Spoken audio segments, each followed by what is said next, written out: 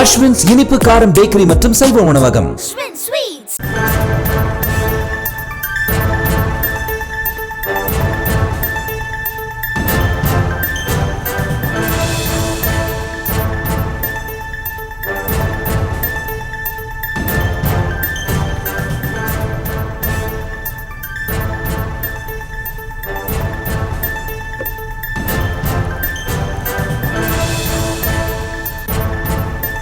அண்ணா பல்கலைக்கழக மாணவி பாலியல் வழக்கில் குற்றம் சாட்டப்பட்டிருக்கக்கூடிய ஞானசேகரனின் வீட்டில் போலீசார் சோதனை மேற்கொண்ட நிலையில் அவரது வீட்டிலிருந்து 3 அடி உயரமுள்ள பட்டா கத்தியானது பறிமுதல் செய்யப்பட்டிருக்கிறது. இது தொடர்பான முழுமையான விவரங்களோடு இணைகிறார் செய்தியாளர் முரளி. அவரிடம் பேசலாம். வணக்கம் முரளி, விவரங்கள். வணக்கம். அண்ணா பல்கலைக்கழக மாணவி பாலியல் வன்புணர்வு செய்யப்பட்டது தொடர்பாக ஞானசேகரன் என்பவர் கைது செய்யப்பட்டு தற்பொழுது ஸ்டான்லி அரசு மருத்துவமனை சிகிச்சை பெற்று வருகிறார். இந்த நிலையில் இதற்காக சிறப்பு புலனாய்வு குழு ஒன்று அமைக்கப்பட்டது. இந்த குழுவில் 3 துணை ஆணையர்கள் அமைக்கப்பட்டிருக்கிறார்கள். சென்னை துணை ஆணையர், ஆவடி துணை ஆணையர் மற்றும் சேலம் துணை ஆணையர் ஆகிய 3 பேர் அடங்கிய இந்த குழுவானது கடந்த 1 வாரமாக அண்ணா பல்கலைக்கழகம் மற்றும் ஞானசேகரன் வீடு உள்ளிட்ட இடங்களில் சோதனை மேற்கொண்டிருக்கிறார்கள். நேற்றைய முன்தினம் மாணவியிடம் விசாரணை நடத்தியிருக்கிறார்கள். இந்த நிலையில் இன்று காலை முதல் ஞானசேகரன் வீட்டிலிருந்து நடைபெற்ற சோதனையானது தற்பொழுது நிறைவடைந்திருக்கிறது. கிட்டத்தட்ட 6 மணி நேரமாக இந்த சோதனையானது நடந்துள்ளது. இதில் அவர்கள் இந்த சோதனை முடிவில் 2 அட்டைப்பட்டி முழுவதுமாக ஆவணங்களை பறிமுதல் செய்திருக்கிறார்கள். அது மட்டுமில்லாமல் 3 ட்ரேக்கள் மூலமாகவும் அந்த ஆவணங்களை பறிமுதல் செய்திருக்கிறார்கள். இந்த நிலையில் அவருடைய ஞானசேகரனுடைய 2வது மனைவி மற்றும் 3வது மனைவி அவரிடம் மாற்றி 3 துணையாளர்களும் கிட்டத்தட்ட 6 மணி நேரம் விசாரணைத்திருக்கிறார்கள். கடந்த 2 மாதங்களுக்கு முன்புதான் ஞானசேகரன் பள்ளிக்கரணையில் 200 சவரனுக்கு மேல் திருட்டு வழக்கில் ஈடுபட்டது தெரிய வந்திருக்கிறது.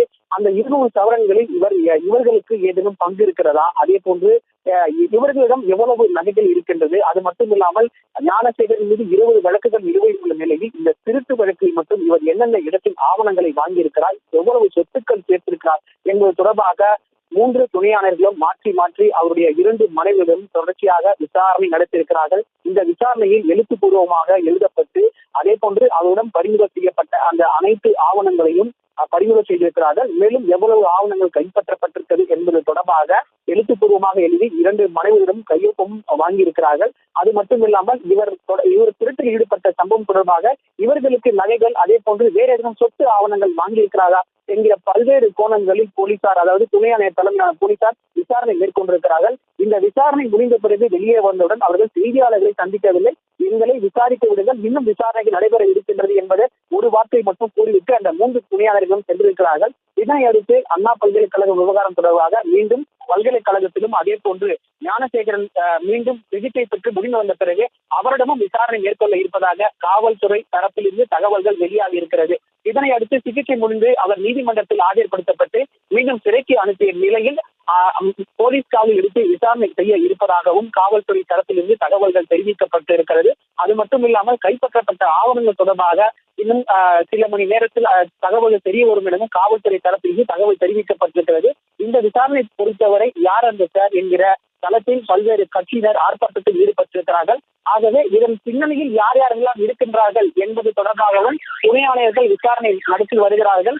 ஒரு கட்டத்தில் அந்த இடத்தில் அவருடைய செல்போனானது சுவிட்ச் ஆஃப் செய்யப்பட்டிருக்கிறது. மேலும் அந்த இடத்தில் யார் யார் இருந்திருக்கிறார்கள் என்பது தொடர்பாக முழு ஆவணங்களை போலீசார் எடுத்திருக்கிறார்கள். ஒருவேளை கைப்பற்றப்பட்ட பிறகு அவர்களையும் இந்த விசாரணை வலயத்திற்கு கொண்டு வர இருப்பதாகவும் காவல்துறை தரப்பில் இருந்து தகவல்கள் தெரிவிக்கப்பட்டிருக்கிறது.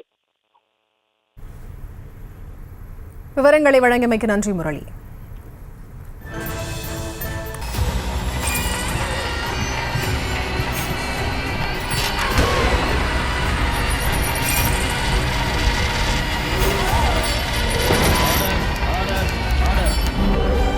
நிகழ்தகவு குற்றங்களின் மறுபரிமாணம் நாள்தோறும் இரவு 10 மணிக்கு இணைந்திருங்கள் நமது நியூஸ் தமிழ் தொலைக்காட்சியோடு.